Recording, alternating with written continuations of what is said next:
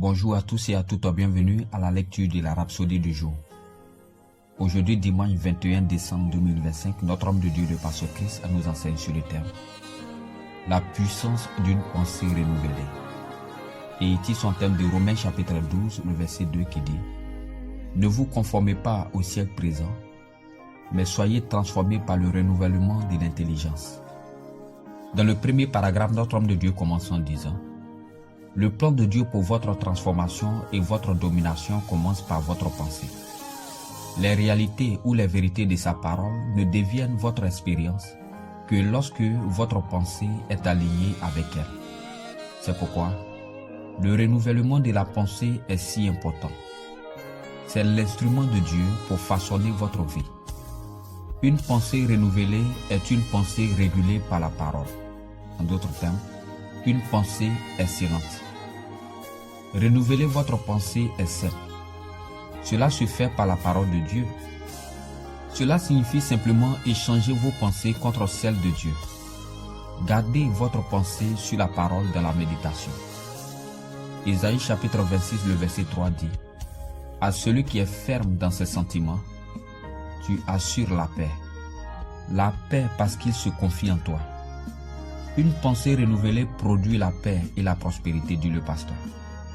C'est la connotation hébraïque de l'expression pensée parfaite. En d'autres termes, shalom. Dans le troisième paragraphe, notre homme de Dieu dit ceci. Une pensée renouvelée ne pense qu'à la parole. Philippiens chapitre 4, le verset 8 dit « Au reste, frère, que tout ce qui est vrai, tout ce qui est honorable, tout ce qui est juste, tout ce qui est pur, tout ce qui est aimable, tout ce qui mérite l'approbation, ce qui est vertueux et digne de louange, soit l'objet de vos pensées. Cela produira en vous la mentalité de juste, la mentalité de l'excellence, de la victoire, du succès et de la prospérité. » Dans l'avant-dernier paragraphe, notre homme de Dieu poursuit toujours en disant « C'est pourquoi Dieu est plus intéressé par le changement de votre façon de penser. Lorsque vous méditez sur la parole, cela restructure vos croyances et améliore votre compréhension. Par conséquent, inondez consciemment vos pensées de la parole de Dieu. Refusez de laisser les philosophies du monde ou les raisonnements basés sur la peur dominer votre perspective.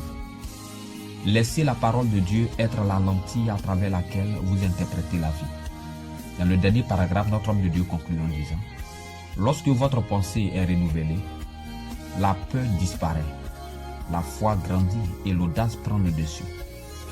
Vous parlez, pensez et agissez comme Dieu. Vous prenez des décisions à partir d'une position de sagesse et de domination. Exposez donc continuellement votre pensée aux réalités de la nouvelle création. Pensez comme Jésus. Voyez les possibilités. Attendez-vous à des résultats. Alignez vos pensées sur les vérités de Dieu. Et votre vie sera excellente et remplie de gloire. Alléluia. Alors, sans plus tarder, nous allons ensemble prendre la prière. Veuillez répéter après moi, s'il vous plaît. Cher Père, merci pour ta parole qui renouvelle mon esprit et transforme ma vie. Je rejette toute pensée qui contredit ta vérité. Je pense possibilité. Je pense domination. Je pense excellence. Et je marche dans la lumière de ta parole.